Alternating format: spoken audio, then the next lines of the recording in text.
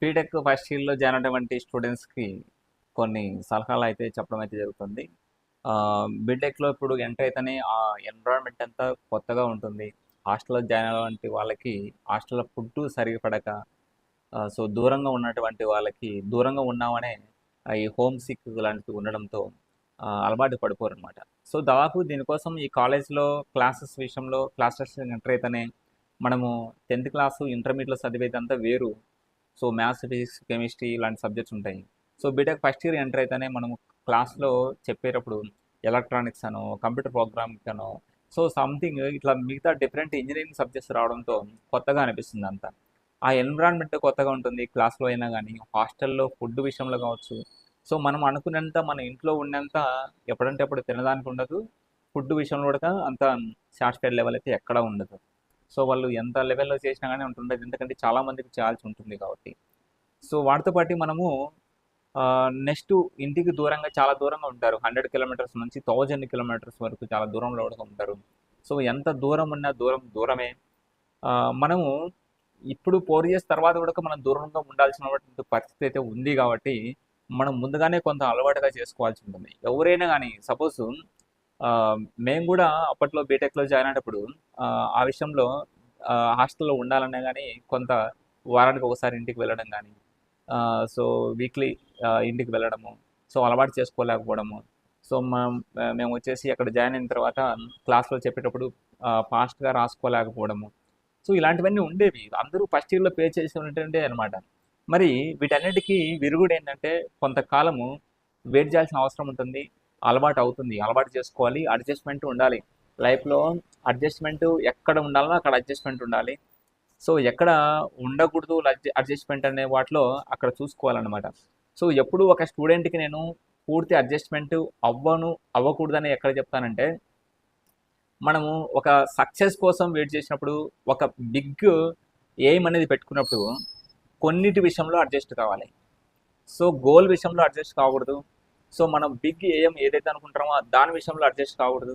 But మనం adjust కావాల్సింది వాటి యొక్క సాధనలో మిగతావి ఆటంకులు ఉంటాయి కదా! ఆటంకాలు వాటిని పక్కన పెట్టి అడ్జస్ట్‌మెంట్ కావాలని చెప్పడం. ఓకేనా?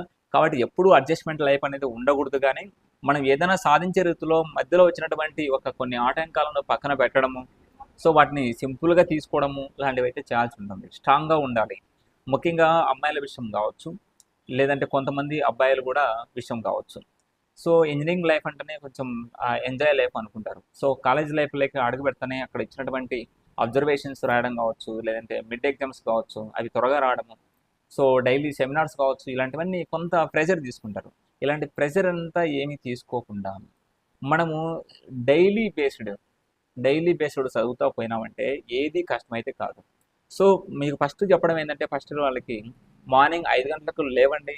మీకు ఏ వర్క్ ఉన్నా, వర్క్ లేకపోయినా 5 గంటలకు లేసి సో, మనము వచ్చేసి ఏదైనా ప్రిపరేషన్ అవ్వకపో రెడీ చేసి కాలేజ్‌కి వెళ్ళిన తర్వాత మైండ్ ఫ్రెష్ గాని, ఆ డే అనేది మీకు ఎట్లుంటుందంటే ఎనర్జిటిక్‌గా ఉంటుంది. సో, మనకు ఈవినింగ్ వచ్చిన తర్వాత ఒక 1 అవర్, 2 అవర్స్ మీరు రెస్ట్ తీసుకున్నా గానీ, రాత్రి మరీ 11 ఆర్ 12 వరకు మేలుకోకుండా, ఒక 9, 10 గంటల వరకు మీరు ఎంతైతే ఫ్రీగా చదివేసి ఫ్రీ మైండ్‌తో చూడండి. ఎవరైతే అదర్స్ నెగెటివ్ వర్డ్స్ ఎవరైతే ఉంటారో వాళ్ళని దూరంగా ఉంచండి. వాళ్ళు చెప్తే వాళ్ళ దగ్గర ఉన్నా గానీ వాళ్ళ మాటలనే దూరంగా ఉంచండి. సో, నెక్స్ట్ మీరు ఫస్ట్ ఆలోచించాల్సిందంటే క్లాస్ విషయంలో. క్లాస్‌లోకి మీరు ఎంటర్ అయితేనే అందరూ కొత్త వాళ్ళుంటారు. కొత్తగా పరిచయం అయితా ఉంటారు. వాళ్ళే మీకు బెస్ట్ ఫ్రెండ్స్ కూడా ఫ్యూచర్‌లో అవుతారు. సో, క్లాస్‌లో చెప్పినటువంటి సార్ చెప్పినటువంటి క్లాస్‌లు 2, 3 అర్థం కాకపోవచ్చు. మీరు దాన్ని అండర్‌స్టాండింగ్ చేసుకోవడానికి కూడా ఒక 1 మంత్ వరకు టైం పట్టొచ్చు. సో, అది చాలా కష్టంగా అనిపించినా గానీ మీరు దాన్ని ఈజీ చేసుకోవడానికి కొంత టైం అయితే పడుతుంది. వెయిట్ చేయండి. బాధపడాల్సిన అవసరం లేదు. ఆ కా హాస్టల్‌లో గూడా ఫ్రెండ్సు అనేది ఫస్ట్‌లో ఎవరు కొత్తగా ఉండొచ్చు. అందరిని కలుపుకొని ఉండండి. సో, నెగెటివ్‌ను బయట పెట్టేయండి.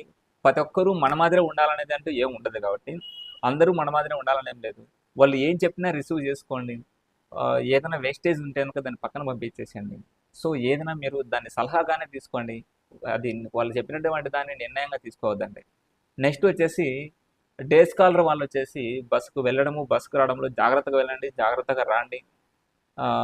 ఎక్కడ మనము గర్ల్స్ గానీ, ఆహ్, ఎవరైనా గానీ స్ట్రాంగ్‌గా ఉండాలి. బీటెక్ లైఫ్ కాబట్టి బీటెక్‌లో మనం ఇప్పుడు ఎనర్జెటిక్గా ఉండాలి. మనము కాలేజీలోకి అడుగు పెట్టిన తర్వాత అది సబ్జెక్ట్ ఏదైనా కానీ మనం చదవగలుగుతాం. ఇంటర్మీడియట్ వరకు 12 సంవత్సరాల వరకు మనము చదువు కంప్లీట్ చేసినాం. ఒక 4 సంవత్సరాలే చదవాల్సింది అప్రాక్సిమేట్లీ. సో 4 సంవత్సరాల పైన చదవాల్సి ఉంటుంది. ఈ 4 సంవత్సరాలు మనం చదవాల్సి కాబట్టి 4 సంవత్సరాలు ఇంకా స్ట్రాంగ్గా ఉన్నాం.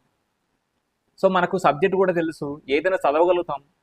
సో బుక్ ఉంది, ఆ బుక్లో మనం చదవగలుగుతున్నాం అంటే నేర్చుకోగలుగుతాం అని అర్థం. డోంట్ వర్రీ, కొంత లేట్ అవుతుంది. ఏదైనా కానీ ఒక్కసారితోనే రాదు. 2, 3, 4 సార్లు చదవండి. ఏది మనకు మైండ్ ఎవరికి ఏ ఇంటెలిజెంట్కు గుర్తుండదు. సో పడాలి, కింద పడాలి, లేవాలి. ఎప్పుడు పేరెంట్స్ మనకు సపోర్ట్గా ఉంటారనేది ఏం లేదు. కాబట్టి మనం స్ట్రాంగ్గా ఉండాలి. ఫస్ట్ పేరెంట్స్ కూడా పిల్లలకి కొంత స్ట్రాంగ్ అనేది నేర్పించాలి వాళ్ళకు. ఎందుకంటే ఈ సమయంలోనే వాళ్ళు తెలుసుకోగలుగుతున్నారు ఒక్కొక్కటి. మనం చెప్పినా నాకంతా తెలుసులే అంటారు, కానీ మీరు చెప్పాల్సిన బాధ్యత ఉంది, పేరెంట్స్ కూడా ఉంది. సో కాబట్టి ఇప్పుడు గర్ల్స్ అయినా కానీ స్ట్రాంగ్గా ఉండాలి. అక్కడ హాస్టల్ కూడా హోమ్ సిక్ అనేది ఉండకూడదు. మనం ఇంటికి వెళ్ళాలి అనేది ఉండకూడదు. మీకు ఇంటికి వెళ్ళాలనిపిస్తుంది, నెక్స్ట్ వీక్ సండే టైమింగ్లో రాండి, నో ప్రాబ్లం. దసరా ఫెస్టివల్స్ ఉన్నాయి దగ్గరలో, రావచ్చు, నో ప్రాబ్లం. కాబట్టి దేని గురించి మీరు ఇబ్బంది పడాల్సిన అవసరం అయితే లేదు. స్ట్రాంగ్గా ఉండండి, బాగా ప్రిపేర్ అవ్వండి, బాగా అలవాటు చేసుకోండి. సో వీక్లీ ఫస్ట్ ఇంటికి రండి, తర్వాత మంత్కి ఒకసారి ఇంటికి రావచ్చు. అలవాటు అయిపోతుంది మీకు. మీరు ఫైనల్ ఇయర్కి వచ్చే కొద్దీ మీరు అసలు ఇంటికే రారు నాకు తెలిసి. ఆ 4 ఇయర్స్ తర్వాత మీకు మంచి ఫ్యూచర్ అయితే ఉంటుంది. అది గవర్నమెంట్ జాబ్స్ కావచ్చు, సాఫ్ట్వేర్ జాబ్స్ కావచ్చు, కోర్ సైడ్ కావచ్చు, మంచి ఫ్యూచర్ అయితే ఉంటుంది. కంపల్సరీ మీరు రాబోయే తరానికి మంచిగా మీరు స్ట్రాంగ్గా ఉంటారు. కాబట్టి ఇప్పటి నుంచి అలవాటు చేసుకుందాం. దేనికి మీరు భయపడకండి. ఒక సెమినార్ చెప్పాలి, సెమినార్కు జంకకండి. ఆ సెమినార్ చెప్పాలనుకుంటే చెప్పండి అంతే.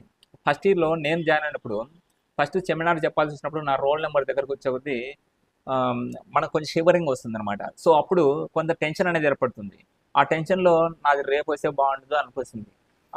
కాబట్టి అలా దగ్గరకు వచ్చే కొద్దీ మనం స్కిప్ కావడం అలాంటివి కూడా చేస్తూ వచ్చాం, కానీ ఎప్పుడు తప్పించుకోలేం కదా. సో ఎప్పుడో పారే సెమినార్ చెప్పినప్పుడు ఇక్కడ చేతికి షివరింగ్ వస్తుంది, స్వెట్ అంతా పోస్తుంది. సో కాబట్టి ఎప్పుడైనా అది జరగాల్సిందే. కాబట్టి ఫస్ట్లో అందరూ టెన్షన్ ఉంటుంది కాబట్టి ఆ టైమింగ్లోనే మీరు చెప్పండి, నో ప్రాబ్లం. ఎవరు నవ్వినా ఎవరు నవ్వకపోయినా దాని గురించి ఏం ఆలోచించాల్సిన అవసరం లేదు. ఎవరి గురించి అసలు లెక్క చేయాల్సిన అవసరం లేదు. మీరు మీ మీద నమ్మకం పెట్టుకోండి, మీ గురించి మీకు తెలుసు, బాగా చదవండి, మంచి స్కోర్ తెచ్చుకోండి. ఇంకా సెకండ్ ఫేజ్ వరకు మీకు సరైన సీట్ రాకపోయినా కానీ పర్లేదు. మీరు మంచి ఏ విధంగా మీరు ముందు అప్రోచ్ అవ్వాలనేది కూడా నేను మన వరకు నాకు తెలిసినంత వరకు మీకు గైడెన్స్ అయితే ఇస్తాను. ఈ ఫస్ట్ ఇయర్ నుంచి ఫైనల్ ఇయర్ వరకు మీకు ఎటువంటి గైడెన్స్ కావాలన్నా, ఎటువంటి కోర్సులో మీరు వెనకబడినా దానికి సంబంధించి అయితే పూర్తి గైడెన్స్ ఇస్తాను. సో సపోజ్ మీకు ఏదైనా సబ్జెక్ట్లో మీకు అర్థం కాకపోయినా, మ్యాథ్స్ కావచ్చు, లేదంటే ఫస్ట్ ఇయర్లో ఉన్నటువంటి ఫిజిక్స్ కానీ, కంప్యూటర్ ప్రోగ్రామింగ్ కానీ, బేసిక్ ఎలక్ట్రానిక్స్ కానీ, ఏదైనా మీకు టఫ్గా అనిపించింది అనుకోండి, ఏ సబ్జెక్ట్ అయినా కానీ ఆ సబ్జెక్ట్ సంబంధించిన కోర్స్ కూడా మనం ప్రొవైడ్ చేద్దాం. ఆ కోర్స్ కూడా ఉంటుంది. మీకు అర్థం కాకపోతే మీకు క్లియర్గా చెప్పడం జరుగుతుంది. దానికి సంబంధించిన ఇంపార్టెంట్ క్వశ్చన్ పాస్ కావడానికి కూడా చెప్పడం జరుగుతుంది. బట్ ఏంటంటే మీరు వాట్సాప్లో అడిగినంత వెంటనే నేను రిప్లై ఇవ్వకపోవచ్చు.